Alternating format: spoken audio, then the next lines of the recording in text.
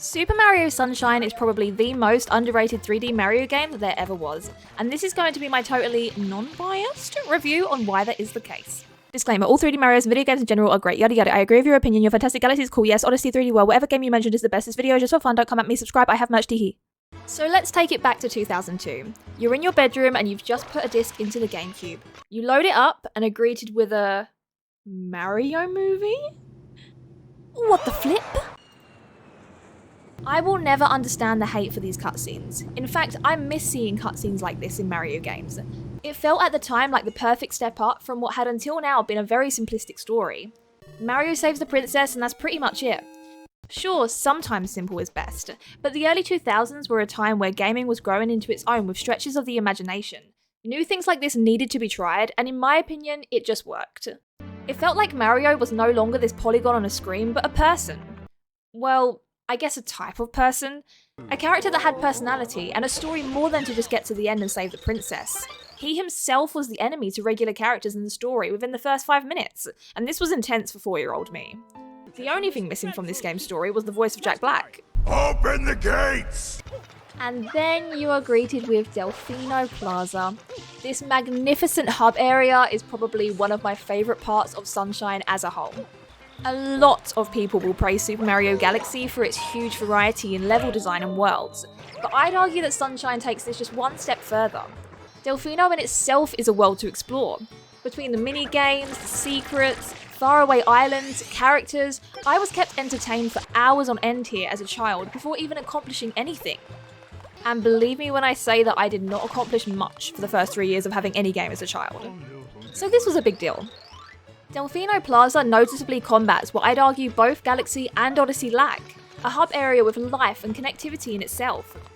It's so much more than just a starting point of clickable levels. There's even scenery changes here as you progress. Dun dun dun. Poor Flood. Ha! All of these things come together and breathe so much life into this game. It was perfect for child Leanne, who couldn't work out her left foot from her right and essentially wanted a playable doll's house. But it was also perfect for her older brothers, who wanted to see the world change as you accomplish missions and progress. And as for the levels themselves, the connectivity and immersion these bring to the table for a Mario game is impressive. Sunshine had the additional challenge of blending every area to meet one theme of summer paradise, and it is done so effortlessly. There is not one level in this game that feels repetitive to the last. They all have unique summer settings and missions that stick in your brain. Some for better reasons than others, of course. What 64, Galaxy, and Odyssey all did to make their games hold variety, Sunshine does too. But it also manages to link these areas so well to the point that, in my opinion, it feels like the most immersive 3D Mario game to date. You aren't jumping from a water level to a level in space. You're moving around this one cohesive holiday resort and are sucked into the consistent adventure arising there. And don't even get me started on the fact that you can see the levels from other levels. Oh my gosh, I love this game. Now on to a touchy subject, the controls.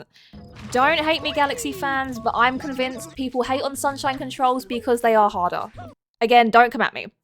I just can't deny how fun it is to move Mario in this game.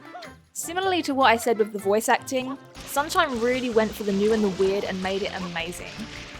The unique ability to move Flood about in order to reach new distances, as well as kill off enemies in different ways, is so flippin' fun.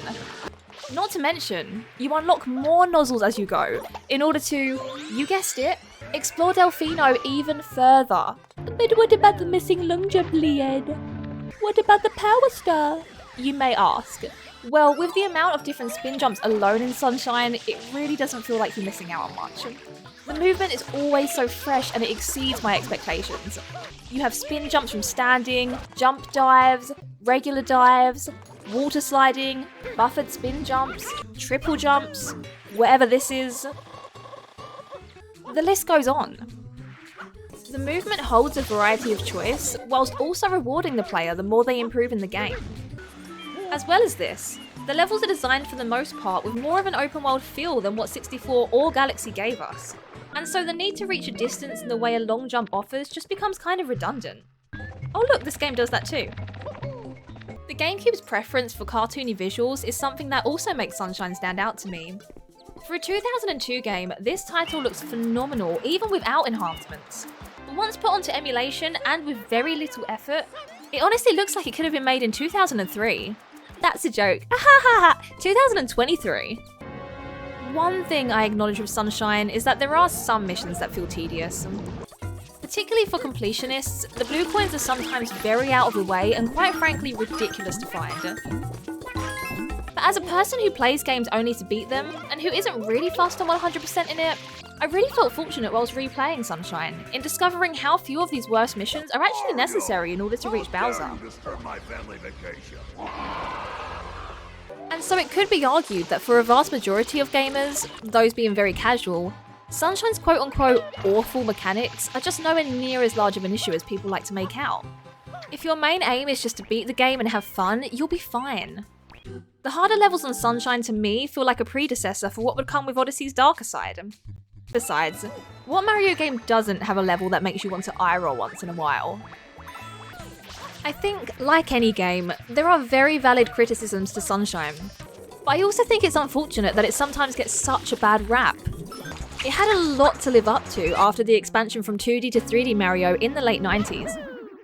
And I think it perfectly stepped up 64 in terms of graphics and immersion, and matched it, at least for me, with memorable environments and soundtracks.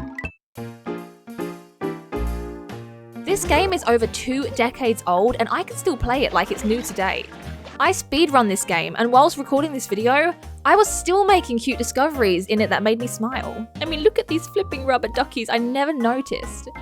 That's not nostalgia, that's the sign of a good, well thought out and timeless title. So the next time you want to start slating Mario Sunshine, just don't do it in front of me, okay?